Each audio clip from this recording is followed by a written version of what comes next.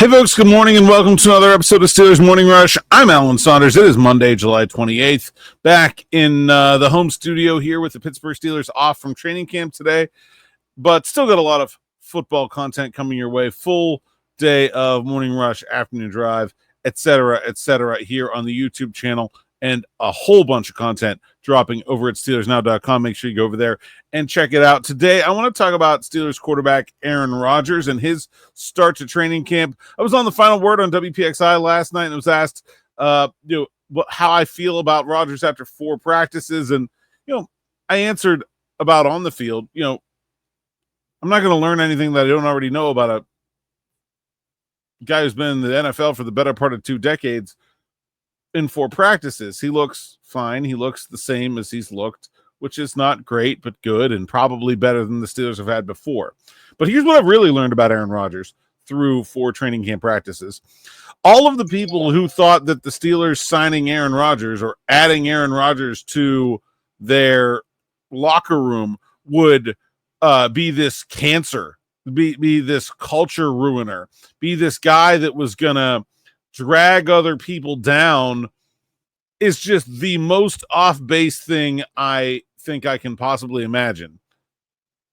I understand that politics has a deep grip on our society at this moment, and people think that everyone believes that the people who don't believe what they believe are just evil, awful people. And look, Aaron Rodgers has occasionally thrown some teammates under the bus in the past. I'm not saying that won't happen here, but the idea of just adding Aaron Rodgers to the Steelers locker room was going to be this cancerous, toxic event has been the most false narrative of the entire 2025 season, I'm sure. And it's only July 28th. He has been incredible to watch work with people. I'm going to tell 2 stories here from the first week of training camp just to sort of make this point, and then I'm going to tell you what I've heard from people I've talked to. The first one happened in practice yesterday. Rodgers was flushed from the pocket by Steelers edge rusher Alex Highsmith. Now, look, everyone is well aware that they can't touch the quarterback in these circumstances, and I think I've noticed the Steelers defense give an unusual amount of deference to not getting even close to touching Aaron Rodgers.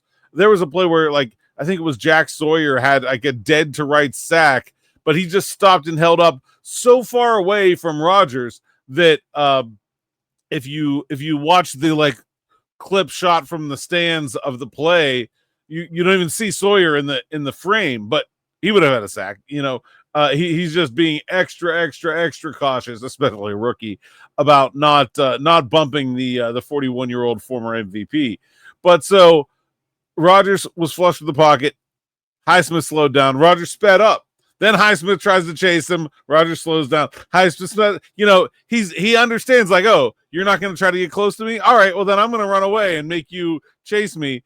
And then as soon as you get close to me, you're going to slow down again. And then he gets free from Highsmith doing this, and Joey Porter Jr. comes over, and he tucks the ball and throws out an arm like he's going to stiff arm him. Porter, pushes his arm away. They're both laughing. Then Porter turns around. Rodgers, bounces the football off the back of his helmet. He's having fun out there.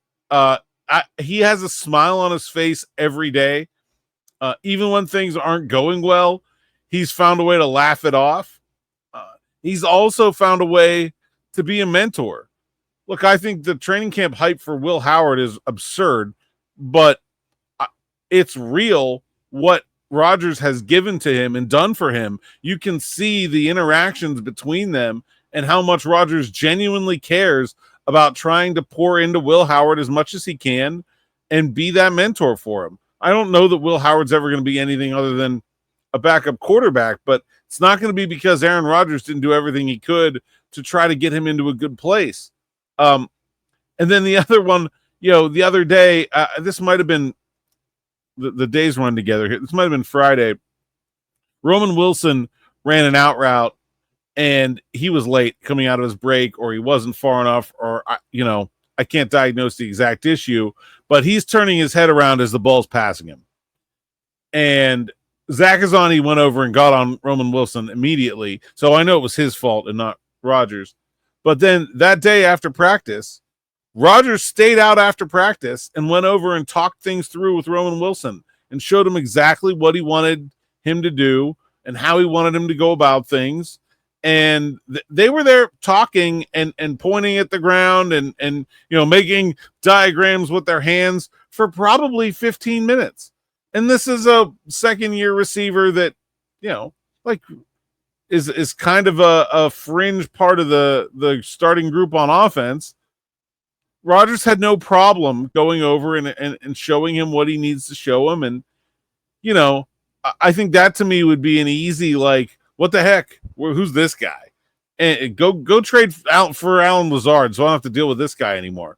Like, there's just been absolutely none of that. I see him in the cafeteria. He's talking to people. He's approachable. He seems like he's genuinely enjoying living in the dorm. I mean, like, nothing could be farther from the truth than Aaron Rodgers being some cancer on this team. I've talked to a lot of players about him. They said they have been surprised by how approachable he's been, by how funny he is. He's a bit of a prankster, he said. And so training camp is rife with pranks. I'm sure he's going to be participating in that.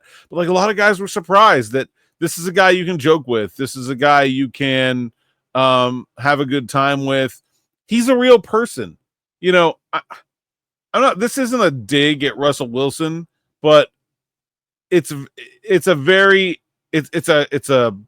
almost diametric difference in terms of the personality of the quarterback from last year to this year. Not that Russ is a bad guy, because he's not, but he's also someone with can you believe this guy kind of personality, where he's sort of this robotic quarterback on button pushed at all times kind of individual, whereas Aaron is the exact opposite of that. And I think I don't think Russ is fake, but I think his real is a little harder to relate to. And I think Aaron's real is extremely easy to relate to. He seems like a very popular guy, among teammates. So my take is, if you were worried about Aaron Rodgers upsetting the Steelers culture, you can, I'm not saying he's going to be great. And 4 days of practice doesn't mean anything in terms of the on the field looks. But I think we have a pretty good idea where Aaron Rodgers fits in with the Steelers team culture. And so far, he's been a huge benefit instead of being a detriment.